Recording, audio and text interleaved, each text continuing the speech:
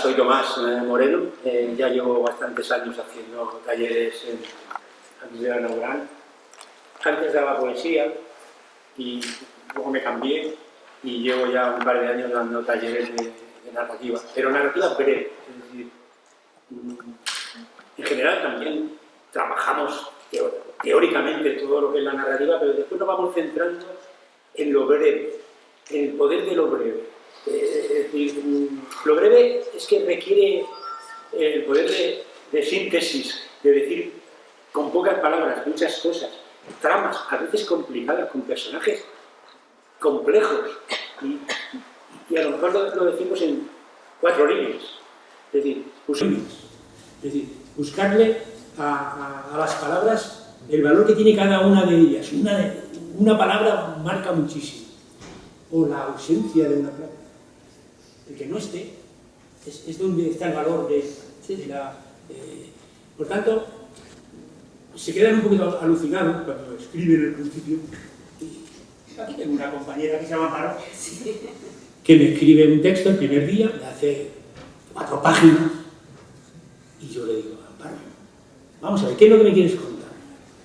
Pues mira, yo te quiero contar que estuve un día de un fin de semana y digo, ¿por qué no me cuentas eso? Cuéntame solo eso. Y va y me cuenta solo eso. Y me sale un relato tan bueno como el que tiene ahí. Es decir, de las 4 páginas se queda en media. Es decir, intentar extraer dónde está el poder de lo que tú estás escribiendo, dónde está la fuerza, dónde está el mensaje, y entonces lo que nosotros intentamos seleccionar siempre es eso. En mi caso, primero tenemos que aprender a pintar. Bien, para luego saber abstraer. Entonces, lo que nosotros hemos estado haciendo primero es trabajar lo que es la narrativa en general, ver cuál es su estructura, que si planteamiento, que si nudo, que si desenlace. Y luego nos damos cuenta de que eso no acababa de funcionar en un texto breve. Porque eso de planteamiento, nudo y desenlace, cuando hay una historia, que luego se desarrolla, después se acaba en un texto breve, a lo mejor solamente hay un pequeño planteamiento y un clímax. Por tanto, ver cómo... pero existe planteamiento, nudo y desenlace.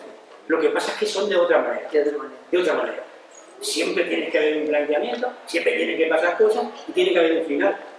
Ese final es lo que nosotros a veces intentamos descubrir, dónde está el final y qué es el final.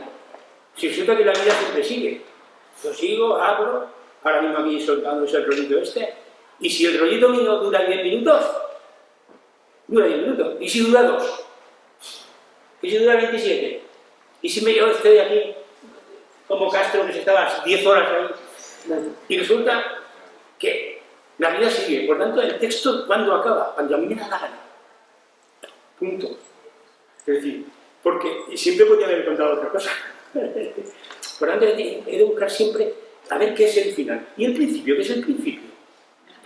Es lo mismo. Por donde yo corto, cojo la tijera y digo, empiezo por aquí. Por ejemplo, imaginad que yo hubiese venido aquí ahora y todo lo que hubiese antes no lo hubiese dicho. Empezaría por esto. ¿Cuáles son los elementos que tiene la narrativa? Personajes, el narrador, el espacio, el tiempo. A que podía haber empezado así. Por lo tanto, el principio también es muy importante. Hay que saber, tenemos que ver qué es el principio y por dónde empezamos. A mí me encantan esos principios de y la mató. Y la mató. Sí. Está. Podríamos haberlo dejado ahí y ya está. Bueno, y luego si me ocurre contar por qué la mató, pues lo cuento. Y si no, no. ¿Vale? Por lo tanto, hay principios que son finales que son principios, etc. Entonces, hemos estado reflexionando sobre lo que es el espacio. ¿El espacio? ¿Qué es el espacio? El espacio, si está en mi cabeza, es una cosa que está por ahí, que no existe. Pero a lo mejor lo que estoy contando es una cosa que me ha pasado a mí. Por tanto, el espacio existe, está ahí, es tangible, es el chalet de la playa. Por tanto, sobre eso me he reflexionado. El tiempo, ¿qué es el tiempo? El tiempo sigue una línea, pero yo con la narrativa soy capaz de coger el tiempo y hacer lo que están intentando los científicos que llevan no sé cuánto tiempo, que se dura el tiempo, no sé. Con esto se hace facilísimo. Cojo y hago un flashback y cuento mi niñez de golpe y resulta que luego después sigo con el futuro. Por lo tanto, el tiempo también es una cosa que nosotros podemos trabajar con ella. El narrador, ¿qué es el narrador? Una persona que nos cuenta las cosas. Puede ser el mismo, puede ser una tercera persona, uno que sabe todo, uno que no sabe nada, uno que me engaña, que me está contando una cosa y resulta que me está engañando. Y luego resulta que los géneros se pueden entremezclar. Por ejemplo, en la narrativa nosotros podemos perfectamente hacer teatro. Sí, ¿cómo? Pues hablando de los personajes directamente. Y el narrador prácticamente no interviene. Habla. Si leemos una novela, vemos una página entera donde están dialogando. Simplemente. Mis alumnos me pedían, por favor, explícanos los signos de puntuación. que estamos perdidos, que no sabemos las comas, cuando las puntas y comas. Esto también lo hemos estado trabajando. Luego hemos reflexionado sobre, cuando yo escribo, está la realidad, está la ficción, pero yo puedo basarme en la realidad, pero contar una cosa que sea fantástica. Me puedo ir por los cerros de Úbeda a contar una cosa de la Segunda Guerra Mundial, un submarino, no sé qué, y al final el submarino acaba en 1968 apareciendo por ahí, por Houston. No, por Houston, ahí creo que no. Bueno, por otro sitio.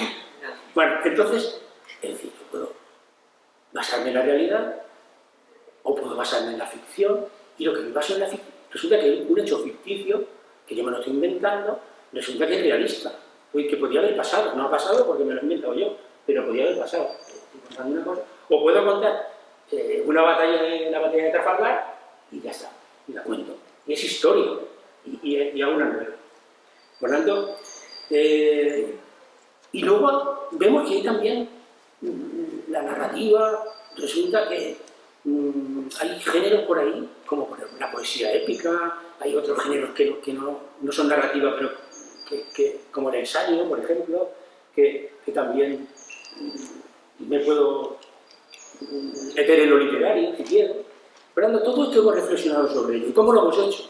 Pues lo hemos hecho, primero había una presentación teórica, una pequeña presentación teórica por mi parte, a modo de presentación universitaria normal y corriente, y esta acababa pronto, y ya entrábamos en otra fase.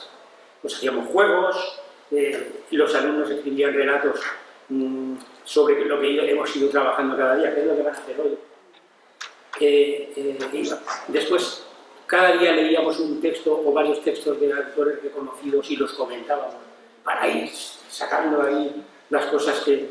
ellos tenían una especie de ficha que les daba al principio del curso, y cada cosa que leían tenían que coger la ficha y rellenarla, cada cosa. ¿Para qué? Pues para todo esto que he dicho antes de los personajes, no sé qué. Acostumbrarse a mirarlo cada vez. Después comentábamos estos relatos y tal, y ya pasábamos al final a comentar solamente los nuestros, lo que nosotros íbamos escribiendo. Y sobre eso establecíamos debates intensos, confrontados, porque había alumnos que pelaban a los otros, es decir, pero bien pelados. Y a mí me pelaban también, es decir, nos pelábamos un poquito. Y ahí pues íbamos, y ahí surgía chispas a veces, ¿no? Porque, claro, si tú te dices, es que lo que has escrito ahora es un bodrio, pues vale, ya está. ¿Y por qué? Y por esto y por esto y por otro. Entonces, cuando lo hacía yo, no lo hacía tan bestia, pero entre ellas sí, entre ellas a veces se criticaban de forma fuerte, lo cual estaba bastante bien. Y bueno, yo creo que ya me he enrollado bastante. Me podía enrollar muchísimo más, vamos, tengo que dar también a las pobres. Te recuerdo que es un poquito de datos. Entonces, empezamos por dónde empezamos. Empezaba yo. Carmen. Sí. Hola a todos. Pues, a ver, yo voy a leer dos pequeños textos, muy pequeños, que son el primer trabajo que nos puso Tomás en el curso. Y era hacer una descripción de un objeto sin nombrarlo. Entonces, yo lo voy a leer, os voy a proponer que juguéis con nosotros y a ver si adivináis de qué os estoy hablando, ¿vale? Me gustan grandes, preparados para imprevistos, pero los tengo de todos los tamaños, formas y colores. El primero que tuve no sabía cómo llevarlo ni qué ponerle dentro. Con los años no sé salir de casa sin él y en su interior cabe mi vida entera. Custodia mi identidad, mi economía, abre mis puertas y conoce mis debilidades, guardando mis secretos. ¿Qué es? El bolso. Muy bien. Otro.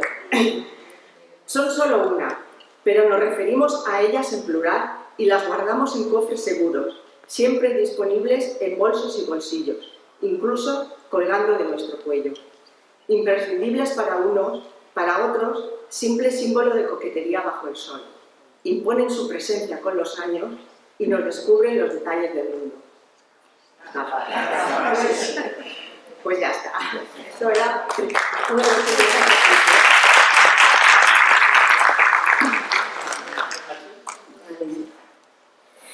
A mi em va tocar treballar sobre el tema del plantejament, el nuc i el desenllaç. Per a aquest treball, Tomàs ens va donar com unes vinyetes en què hi havia un xiquet, en l'altre hi havia un xiquet i uns adolescents i en l'altre apareixia un senyor mirant des d'una finestra.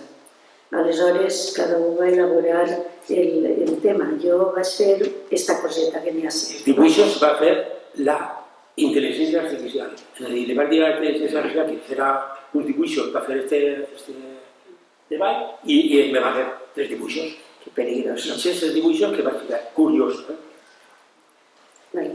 Jo l'he titulat El dia que va desaparèixer Ivan. En aquell dia, Ivan estava molt avorrit. Havia tornat de l'escola i sa casa estava buida. El seu germà gran no hi era. Últimament no hi era mai. Avorrit com estava, Ivan pensar en anar-se'n al carrer a buscar qualsevol amic. I si no en trobava cap, se n'aniria al riu. Li encantava passejar, passar el temps mort, esmunyint-se entre les canyes i espantant les oques. En el portal de casa es topà amb el germà que venia amb una colla de col·legues. Primer uns, després els altres, varen passar per davant seu sense dir-li ni pruna. Desitjar que algú li diguera que se'n tornara a casa, que vinguera a jugar amb ells, però això no va passar.